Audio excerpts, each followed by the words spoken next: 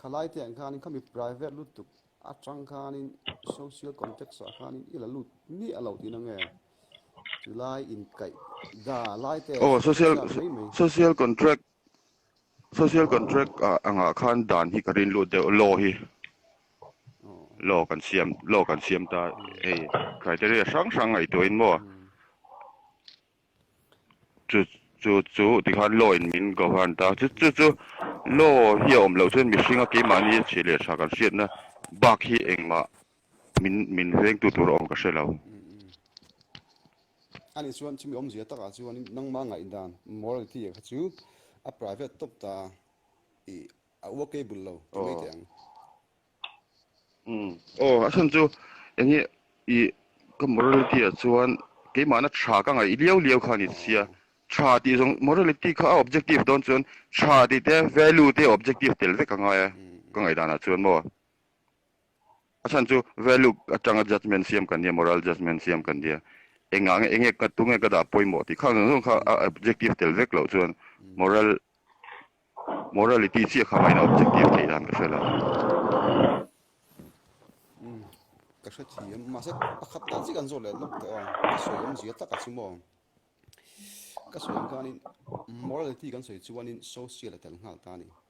chumi social tang chun in la sang na ta nang ma thil da na kha nang ma ta bil khani ta ni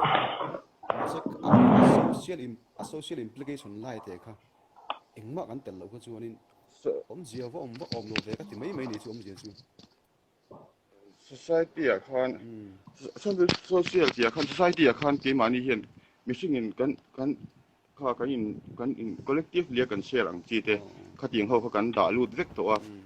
dan kan ti hi kan moral chu ni tlang pui te u vek zok to sa ka ngai chu kan enforce ka ngai dan chum shima hin soi ta ka chuan in dan kan action chum chuma dan va pel lo chi action hi chu action han boi pui chi enge boi na om mi lo ni ti mai tiang boi na thlen om vak mi lo ni chu dan hi alo fam kim zia kha action chum dan ke mani na moral sense kan nei hi dan hin ron pong chuak viewin ka sia kan enforce nan mo until nanin right kan ti shim a point mai tiang right kan ti hianin natural right te presuppose dei ni ti mai tiang kan natural right kan tiang chi kan siam chap te polo ni ta se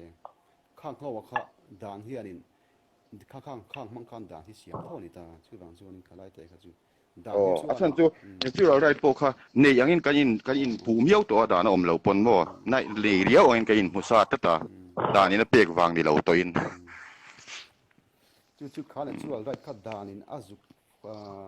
dan kha zu reflect la thom je chu om je bera chu anin dan kha reflect le thau action pa ta ka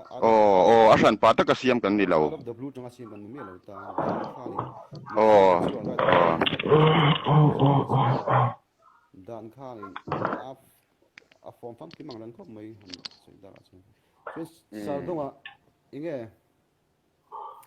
han se du de nem kan ni dan le morality chungchang a khani ka cho mani zana kan te ho na bak ka han ser dal bak pu kan ni lo sai no tele enge sa kho anga changa kal to chan a to pa hian pathian kan da thave ko mai zela antena morality chungchang a po social evolution chungchang te mani tang kan te chen ka chon chalo mai te ka me chungchang han kan ngai dan le pom dan hi a thachin na kan siat a khana to pa authority nei du wangen pathiana ko fan hena puwa te khana la lu zel nei khane tha longjong pathian thil ti che longjong setana te ne khane achan chu khami kha a han ngai thua thui chon apoi mo bera chu power du na wang khane tuna kan charge ko fan kal pui dan te sum le pai kan select dan kang te po hen thil chang tak chu om karenga thala ho te po hen chu tiang karenga khami khan morality chungchang po ikatiang thau khane khoi mi pui enge social animal kan ni anga kan chen ho na le him tang taka enge fel fight tak ai fair taka kan nun kwal thei na kan nun ho thei na tur ta na mishing in dan kan jam kha khami kha กันนุนปุยเฉาข้านี่ไม่ต่อปะประเทียนพวกกันบัวเลยตัวสองตัวนี่ไม่มอรัลที่จะใส่วักปวงไงก็ดีลูกตกต่อเราไว้มาจนกันใส่นะเฮไรต่อมอรัลกราวน์กันตีต่อปะประเทียนกันบัวเลยช่วงก็จนเองจินมาเองตีสักเทดานะเอ็มจงเราไงดานั่นนี่เดี๋ยวบริเวณก็ใช่ไหมตุนนายเนี่ยให้เตียงสวยคมนะที่ทาร์เลียอัตราวิวก็เตียกันหลังวักดูเราว่าอัตราที่ก็ติเล่มเราใช่ไหมมาใช่อาเช่นมันให้เตียงที่เชื่อในเสียตัวหนังจีนถูกใช่ไหมตัวชาก็เตียไงไม่รู้ว่าที่จิมกันแล้วแต่ปกลุ่มสองสองนี่ต่อจุ่มปัวที่สำเร็จเราแต่ปอนเราติดกับไว้ท่านกันละเฉลี่ยเสียละไม่รู้ที่ตัวที่กันอินติสติวิวfake newsเทดารวักกันชัดอังอาเฮียนที่เล็กขัดเชียร์เล็กเพื่อหมดสิ่งที่กันชัดเขียนลงมาเนี่ยก็ติดชีนะอาจารย์จะถูกไว้นะเนี่ยวัคซีนทางอมเสียที่ว่าโพสต์วักอย่างกันโพสต์วักทุกปางไงเลยทุกดิกเนี่ยวัคซีนอมดานึงทิ้งเงี้ยถอดที่ช่างว่าเชื่อเล็กไปจงสีเหล่ากันตามาวัคซีนหลังอมเหล่าแต่ค่ะกันละอมแต่เช้าไม่ข้างแต่ค่ะสักคนนั้นเห็นมันตีอัดที่จะเห็นอาเซียนเขาเป็นกษัตริย์กันตากันอาจารย์นั้นอาจารย์จะเดินมามาสร้างตักเลยมีปางไอ้เนี่ยเสียตักแต่ปนขัดเองค่ะเราอุณาวางินเราในที่อาณานี่กันติดที่หนังกันเราอุณาวางินอันอาจัดไม่กันเนี่ยตุนไล่จนinformation overload ที่อันนี้เวเดอร์เป็นกษัตริย์กันก็topic กันใส่โลบ้ากันใส่คนไม่เมย์ไงกันtopik du zong hi amak to khopa beng ver zong and then youtube apa dola aram huai ti vela na se to pakana aram huai ti tang ver te na se katia beng ver zong kan natural world thi a boring kan ti via baya enge thil ne thai la tor ang chi ka tiang lom na kha kan uar lu tuka hi kan namang pon kan than thai lo na chan ya hi Mizo Atheism kan varla ton te po kan ro om ber chu rational thinking เลยกันสาขบิดกันประเทียนบิดจงจางแค่ละกัน question กันปวดจวนเสียดมาที่กันในชาวงากันขดล่างนู่นน่ะแต่กัน political system แค่นี้ทลายที่เหียนห้องกันในชกเทียนเงี้ยเสียดในสิลเตียนมาที่อินเหียนน่าเรื่องวัดในเราอินไอ้มาเนี่ย rational thinking แค่ทิ้งที่ในตัวนั่นแหละคติดูบางอาทิตย์จังพอatheism promote ลุยเดียวขันเนี่ยแบบบอกatheism ชิม promote มันเดี๋ยวเราเรียนถ้ามี atheism มันกันเดี๋ยว rational thinking และ information ปอยหมดจินลักก็เทียมมาและขบวนโปเชียร์ตัวเชียงเชียร์เทียมเทนะคะถ้ามีค่าatheism มันเดี๋ยวเรากัน promote ชันค่าเนี่ยตัวเชียงเห็นอันหลงเรื่องเงินหมดเรื่องเราจะกระชันไว้ผมสอนจุกันกันตัวมีเรื่อง atheism จังๆปีกับไปจนมาเสจำปะจงจ้างแต่ตัวนายวัคซีนจงจ้างเพราะทุดิกเราเรื่องไม่หันเทดให้กันเราปะเก่งปุ้ยออฟฟิศตะปอนอย่างจู่ไอ้เงี้ยจู่มากันส่วนเราครบจนเสียดไอ้จู่ไอ้เงี้ยตัวนั้นจู่ติทุยอย่างไรง่ะกันมาลมเล็กเล็บตัวไอ้เงี้ยกันมาส่วนตัวกองที่อดาลนี่ก็เสียกันไงตัวนั้นที่กันทักเฉาหลบจนไอ้เงี้ยลูกตะกัดที่กันไงตัวเฉาหลบจนน้ำมันจงพอเห็นนัดชดอนลงนี่ก็เสียจะบางส่วนถ้าไม่ถึงจ้างไปใครเห็นไงกันfake news จงจังที่กันคอมเพลตังติดจงจังแต่พอใส่ next ตอน topic แต่พอใส่เฉาตัวฉากแต่ก็ไม่ morality จงจังแล้วก็การใส่เรื่องว่าเทียนมาส่วนมาให้มีแค่ เราวิ่งก็เสียจุดแรกที่กันเป็นลูกงะอีกก็สอดโดนเขาจะว่าที่ไม่ละmoderator เรื่องพวกนี้จานินจริงไอ้ที่จงจังก็สอดโดนเขาจะว่าจะมีมาชวนกันสวยเลยลูกดูจูอีสักคนน่ะ anti non Christian บิ๊กแต่ละกัน context นี้ว่างินสักคนน่ะบิ๊กอาคารินอีสักคนนั่งให้มี Christianity อาซิลตีอากออาซิลตีเลยกันจุกเบย์จอกดีค่ะเชียนโซเชียนจุดทางกับเชียนตีนั่นนี่สักคนน่ะเราเปลี่ยนนะ Christianity เราเปลี่ยนนะอีสวาซิลตีราชวานินอินมังไงน่ะเตยเร็มน่ะเตยขันิตาชุมีไล่ชูคริสเตียนชุมกันจุกเบย์เงี้ยให้มีสักคนอ่ะจุกกันปุยน่ะจอกค่ะกันจุกสวยดูดีค่ะขลายแต่ค่ะเจียนจุงไงก็ที่ครบไม่ไงนะcái mà chọn xã hội nó xem mà cho các bạn làว่าฉันจะกันpsychology anh nghe mission psyche เห็นxemกันนี่อังเรียกlàว่าอันนี้น่ามามองว่าอันนี้มาหมอหรือว่า mà sẽ tăng bơi thua sa khoa nó in hình lỗ rất cần tụi mình số trụ lên em lòng cái tia cái mà ngày đàn chú mà có sử dụng chiếc khăn này mấy sa khoa nó hi achevek lawa an chavek lawa income te po achelu tuk khan lem lawa ke poi kum khado vai ni khat income te chu that chu ka tia an in dress apa han zai ve te po hi anom chu ka te tho ma se ka pai na hi na phalo mai thina ka pingai lo ani deuh mai a chavek lawa achevek chong lo ma se kan tilu tuk ning ka se sa na mang zong han sei tai la income te hi kan tilu tuk ai kum khat le ti chong kan income to yang thar dak pha te po an lo mai thaya om le om lo mai thaya khang ni chung chang khan kan ti da lu to khi enge kan commercialize to kan sa ko na kal dan hi kan namang pung pon enge kan morality se lo thei lo kan mi kha a hong ta kan ni lem chan na ringot thi kan ngai to lu to ka ko sa na hian in china te ni na ngo te po ai a pe ya ta we a tiang hi ti lo de tai la a that thei chu ka renga nam kal pung su ma ni zana pu pa la do sa khwa ni han kan ni hial de tia ma I mean man lai mi zo that big zia le sa khwa na mi zo christian na that big lo ne ka kan ni de tia tu ti chung chuan mi zo sa khwa na le kan morality kha asang big ka ti chong lawa ange christian kan ni wang khan an yam big ka ti chong chong lawa ma se tu ti chung chuan kan kalpui dan tu na sa khwa na kan kalpui dan le enge ni na in chu na rewat le ko ran upa I chu tur po enge aru ka campaign de angai to chin hi chon sa khwa na kan kalpui dan hi enge kan spiritual an ti mi enge sa khomi hawin sa khwa na enge kan spiritual tung cha kha an ngai to lo ni engking hi enge mishing him na le enge sa khwa na lo na lo angai an ngai pe mo version mishing him na le kan way of living kha atel to lawa ha Mizo Christian na isang kan nun da ni khoi to wak law ni he sa khon he Mizo Christian a tha law ka ti berania sa khon hi atheist kan ni wang kan huan ni kher law ma se kan kalpui dan hi chu kan hu cheng re khapa ai hi a tha law ka ti chu ni mai kan kalpui dan hi a fu law ka ti eng sa pho pai kalpui dan chu fu se a tha bek ai an thu ken po an tha bek ma se kan kalpui dan hi a fu law thin chu Mizo Christian na be ka chon a fu law ka ti chu ani deuh mai July ta chu an pi strong hakan sei lo na July ta chiam khoping ka ria a sa kho zir ti na shrim ma hi chu a chia hi om vak lo ani muslim te po kan misinterpret wangin an misinterpret wang khan a thalo lai khan kal pui ta vak ta khan ya christianity a po kan ko me se sa chu ani in ngai tlan khan ni ta mai ta a zir ti na chu try me mane ma ro chu sal dong a so yam do khan in khami pia ai a sa kho a kan kal pui che khan in alo follow ve ta ning ga ria ta chi chuanin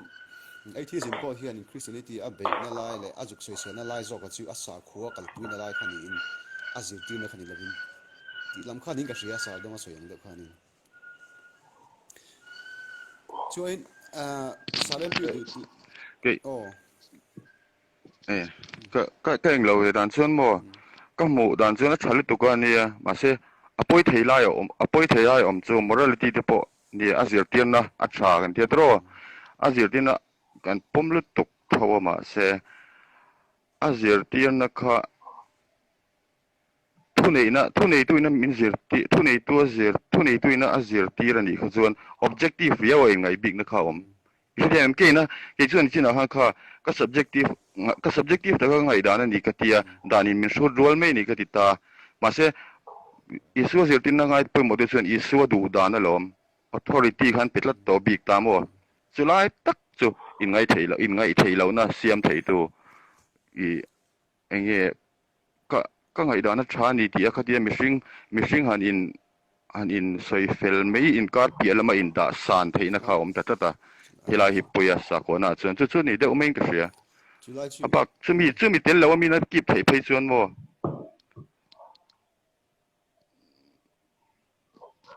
ne July chu a di khop mai antinanin in knowledge a po ti ta la knowledge chim ma po hianin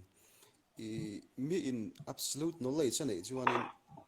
anei velo te hu anei velo te khan an bem be ni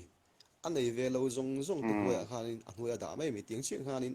morality chung changa po min absolute claim nei chuanin absolute ka nei ka shaveke adik ber ka shria ti to chuanin a bak zong kha chin huai min ta ka tiang chi claim avanga in oppress na chance ka sutam khop mai tam chu thil chiang san in ka ria I truth the truth ne in threat to chuanin a bak zong kha chu truth nei ve lo khanin ta mai ta chulai chu achinga maro chu ti le teng khami azir tir na aron zir tir a content ta kha content lo chu tha chal si tu ta se oh ti mai teng content chu cha ka til a tu chulai khau ta chung ka soi zo chu a content ta kha lo tha si ta se chu content ta chuanin khateng in oppress na ang chi te trying falis dawa khatinga zugin en na te khat chance om mi lovin kha zirtina content ta kha follow taila lo work out thei ta si se antinali in mai tlang lo chi ta kha lo in mai tla mi ka in mai tlan chuanin intin nge ka in en hiamin ka en san thei chuang ang chulai chu a content ta kha azir te po khani ve theim ti ta kha kan zo le chin teng dia ani theile tu ka ta khan chu ni antinan kein ka ring lo ta zan ru ka chalo ka ti ta ke man ka seta top ani ka ngai ke man ka in ke ma khan chalo ka ti ve top ta ni chen pakhatin pathian in ru ka phal lo atia pathian in ru ka phal lo ti sia in ke na ka ngai ke na ka ngai dan kha chu ngai dan me ron mut to me ada ain da chung ngal to me retia em om ji ta ka chu kha chuan khami kha alawin kolai thei chuan sakho dang le sakho dang alawin kolai thei chuan ta khan boina om to china in missing in sai fel kha har to chin ta pakhat in musang ve ni to phei chuan mo sakho in kar phei chu kong e chung nong jok ti katinga khan boina siam tam pha boina bel satin ka sia kan ngai dan cheu ani na pia lama engemo aching fel tu ni chuang si lo kan bel hian chulai chu pakhat chi kan soi non le lok teng khalai ta kha etinan isuan in mai tlang ro ti ta ni a in mai tlang kan lo practice ta isu thu pek in ti teng ta chuanin isu thu pek dong tu kan ni afanga adong ve lo sha thiam ve tho follow mek tu te I tlem ka mu diam chu mai na kom to lo dei ni om je chu wang chun azir tu na isu azir tu na content ta kha min shut rual view tho lo mo nia oh chumi ang chi chu nom thei seng chu na dik tho nga mo an om thei si lo ni le loi ani sia chuanin chu applicable mi om je chu mi hring lampang jok problem oh missing lampang jok acha khu ani lawin missing ina chu aman da na sia theina ka ti na chan chia kha ni ta mo aman dan sual theina chan chu hi ti chuan eng ti kong pon eng lo mai la ki ma ka subjective judgment alom ka ti ta eng tin ma khan ti hok ngai na turom lo ka tan chuan mo le lam kha chuan ti khan entina bible that's interpretation ai ngat ro puisia thil rap thak pui po just seina mang ta reng bokamo khati thu nei tu o ma kha chadeu angalan line at khai rual mo ti line asual na om dei man sual theina om dei adik chi man sual theina o ma khani zoka ama chian di loin mo kan do da ni asa khona be kai chon cherry picking hi kan war lu tuka adena to nai sayang te po ma ngai na chawi rang se ta ma se hausa ma chungchang akan an sai chok ta la in ei zong zong mi che ten he na pe la mi zui ro ti ta tong ei zong zong mi che ten he na pe ya iswa zui mo kan nom lo christian nei zong zong mi che ten he na pe ya om kha tu mat nong lo I kha pa a sai na pi pas ne na to kan an ti mo ta teng zel khan che ti enge pe poem pi se da na khan cherry picking le interpretation ai kha ni ta iswa chungchang a joti na po khan enge cái mi thăng lâu chuan nghe pa nghe cái mi anh tiếng cái khác cái mi trần lâu chuan pa nghe là cái trần lâu ang tiếng chi te anu le pa te nghe tôi thar ve ka ama zui tura ti tiếng thế kan sai le du to me lo ta ni mo ka tiếng chi re reng sa khwana big nghe radical de wa kal pui du nang chi kan sai lo achalai te kan point out ta sa khona sem sem abekin bible hi morality based na tlak lo sem ti kan sai du ai mi lo iso ge na po morality based na tlak lo ti kan sai du tong lo a thalai che kan sai china so bang chon sa khona sem sem ma po na thalai che kan en chon eng mai thalo om lo ma se an that lo na lai kan juk tik ve se kan juk siat ve vek khong ngai kha sa khona abekin iso ge ti na le bible be kha morality based na tlak lo wang khalai kan authority nei lo kong sem ti kan ngai tu patangai atan chu lo sero สุดๆเองเราที่ป้องไอ้ตัวไทยเลยอันที่นั้น LGBTQ จุดจ้างอ่ะที่ป้องมั่ว LGBTQ จุดจ้าง evangelist ปักขัดนี่สวยดันเลยปักขัดนี่ support แล้วว่าแต่ส่วน missing ไงดันในเวไม่สิขันอ่ะ support ตัวประเทศทัวร์ขันอ่ะ support ตัวไทยลำเขาจะมานี่ไงตัวลำเขาอ่อนไม่นี่อ่อนไทยไม่นี่ประเทศดูดันตีขันส่วนประเทศดูดันที่ทวินอ่อนเราเลยไทยบอกว่ากงหนีขันมานี่นุ่งจังมานี่ดูซองค่ะอดีตจากนั้นไบเบิลค่ะอันว่าปิกจอกที่อังเชนเฮ้ยมามีไบเบิลสิลเฟียดังค่ะมานี่ดูซองเริ่มชวนอันปมค่ะเตียงตักค่ะเนี่ยป่วยนะมานี่นั่งขันหลังตัดเชลไม่ละไงเทเราจะไงกังไงเทเราที่ตบไม่ได้เสียมีค่ะที่ทัด person เองเราเทียมค่ะอดีตบวยชินก็ดีตูรมที่kakanya big ni na kakanin peto sakona chon mo eng sakona po hin big ni na ka petat to ni missing ahan entina set big mo pathian thu dong dik big kha big ring dik big ni khan petat to me dang kham hiam no thei to no tan kan chapo na ta zo christian na pe chon big na hi sang lo to ani mo rau big ni na in mun te enge khoi thuk thei hon lai te po khai na sianga ang hon lai teng khan big ni ne se dei sakona hian ala lut te khop maya I so je te na po dik big ria wa sia na kham ta ni khat ang je na tha le ai tha tak le khabut tam ta kaum lai kan I so khan ngai sang big lat ta ni ma khami big te pe kha apoi ni cho big ni nai kha sakona in kha na pakhat kan ni le mio box ya khami ta khan mi singa in dai dan na siam ta ma ni an lang du mi lo khan lang tla talom ma ni khan mo an lang du an tin an ke hian an tin an ge lo ta viela chun ge ka huati top ai kha chun ge ka huati kha chun mi ta hang ka lang moi lo thei ta ma se pathian du lo lom ka ti thei ise tem ka huat na kha pathian ka pu dei thei kha tiang a ti khan mo a fuเนี่ยจุ a fu lo tuk a chia kan ri ru kan bel dei thei จุดแรกจุดไอ้ problem เป็นอะไรจุดมีสิ่งลำปังค่ะอันนี้อีเมลแต่ที่อันที่นั่นนี่ประเทศอันที่นั่นคริสเตียนรินนาจังอินสวยโดนตายละอีประเทศนี่เขาเวลมีส่งตาหน้าที่ติดตายละจุดอาทิตย์น่าจุดมีส่งตาหน้าที่จุดมีจุดนี่เฮ้แต่ตัวตะคลาสบีกันบอกว่าอันโนลเมลเราแต่อามาเราจุดมีสิ่งลำปัง interpretation ติดระหว่างฮานินที่ไม่ได้ยังคริสเตียนิตี้แต่พอมีสิ่งลำปัง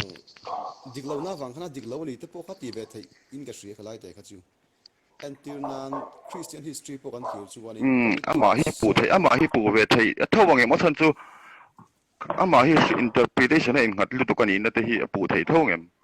น่ะขลายขัดจูtopic ดังเด้อกันด่าดูว่าทันจูเซมเมนเทลกันเจอติดกติต่อค่ะไอ้ reveal ที่ไหนฮีกันเสียดภาคสินค้านี่ไม่แต่อันที่ Bible แต่กัน scripture แต่กันไหนแต่จะมีปากจู philosophical อังซองเป็น approach ที่เป็นสิ่งที่ผมเป็นกระเสียขลายแต่กันจูอามาเงินค่ะอะไร reveal ที่สิโลวังค่ะเองมันชินะค่ะนี่มีสิ่งขั้นตอนสมบูรณ์จูลงไว้ตานี่จูเจ็บแล้วจูอันจูไล่แต่จูเอาค่ะจูกัลสมลบังจูAtheism จุดจังปีกับข้านี่ SR ข้านั่นปอสะตรงนี้เรื่องช่วงอาทิตย์ก็เสียดูเบอร์แค่ชัดตัวแล้วว่าเสียแล้วไม่ข้าเราเชื่อวันนี้ตาข้านี่คอมเมนต์กันเชื่อทักคอมเมนต์ละมาชัวนี่ Atheism ไลฟ์สไตล์นี่อินเดียมาร์สก็เรา Atheism เวทีแต่ข้านี่ Atheism มันหูดานะข้าไลฟ์สไตล์เลยเฮ้แต่อีจนตั้งเดียวข้าบุญก็เสียข้าไล่แต่ข้าเองหันสวยดูอินเดียมให้วิวส์ไงทักตัวตรงจีแต่จงแต่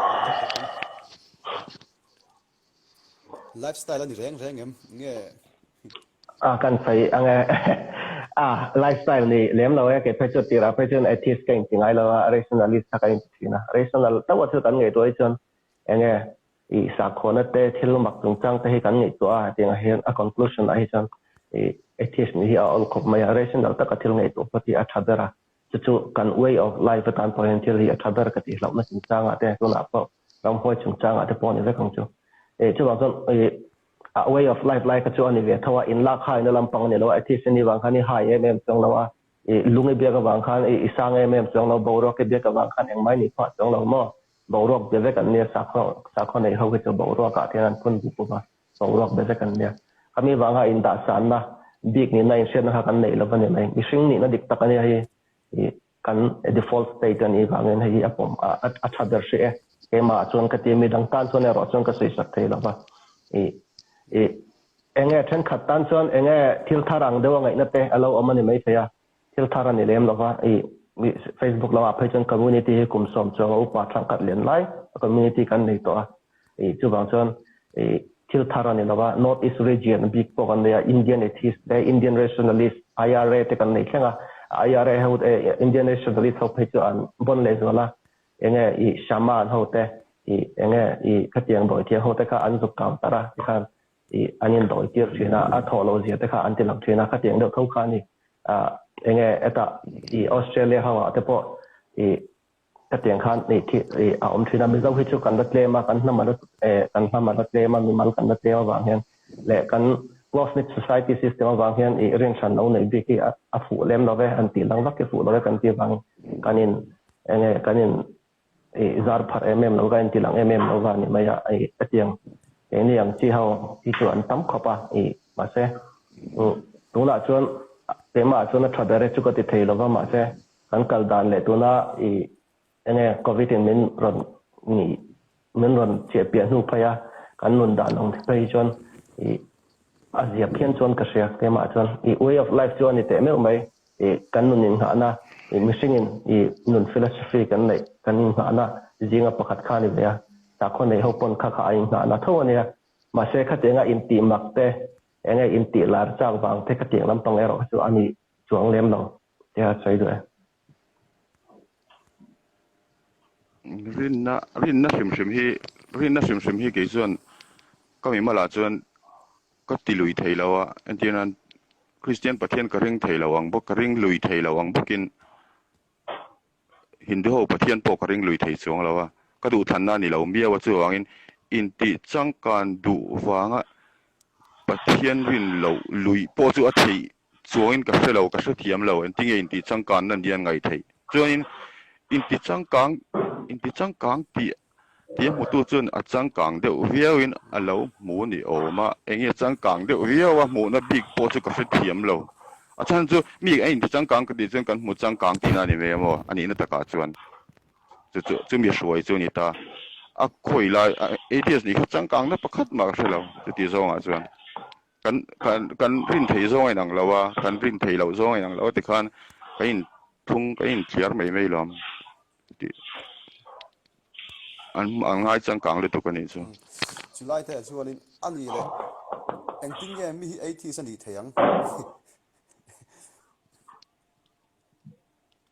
ไม่เจอแล้วรันลุดเลยตาแล้วเราไปกันหาเราไม่เจอรันเสียสุ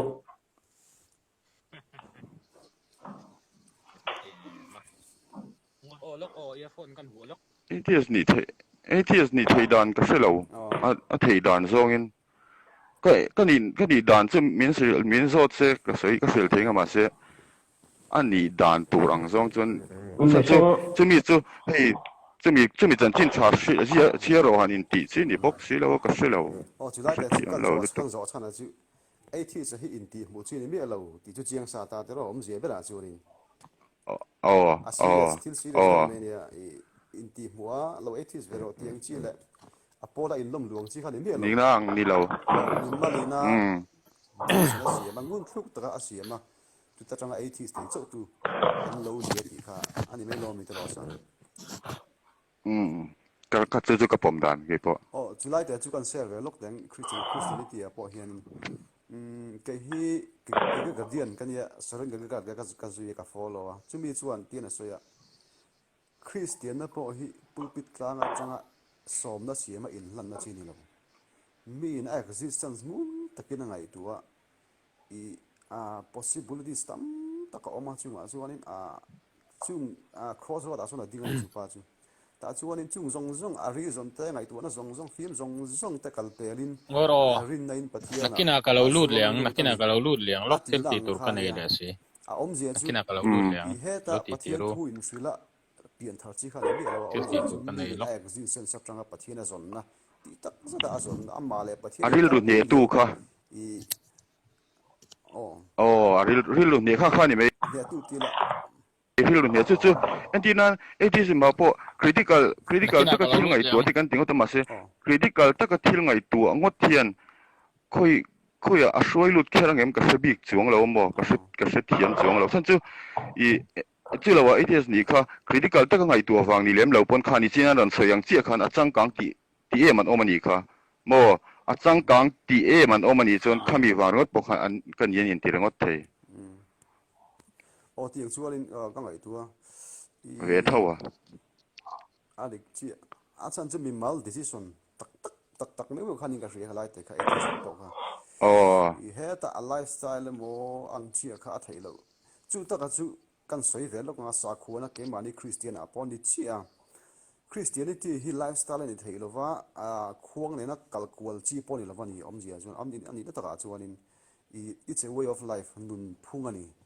I so zirtina vanun chu pui mai khania maro chu sa khuan anga big in chung big in ro puina chunga kan lam hol chi khanin I kha zirtina kha lo gal thin ta lo boi no ita politics lo lenga in China fashion sa khuan ka fashion kan chuari ma ta ni tin che khan atheism po kha lifestyle ni lawin mi mal din son ngun thlu to ka ai ngai tuana tanga I ama a decide na kha ani in ka shria khalai te kha July a chuanin I arala tanga tong pong vom ngot chi kha chu ni lo chung khado ke pon atheism so po kha atlang puin mission mental development state ta hi chon I kan than len chunga hian thok hi ain suk sak the khop maya thok in suk na wa hian tam da hi christian an dia wase tuna mizo christian tam da ra chu practicalities an thonga ka sayam ja chu pathian ring in tisi annu na om si la wan tin si kha practicalities mo anin khom lo christian an ni le ring tuan ni po hre lo chi hin ja ka chu wang chuan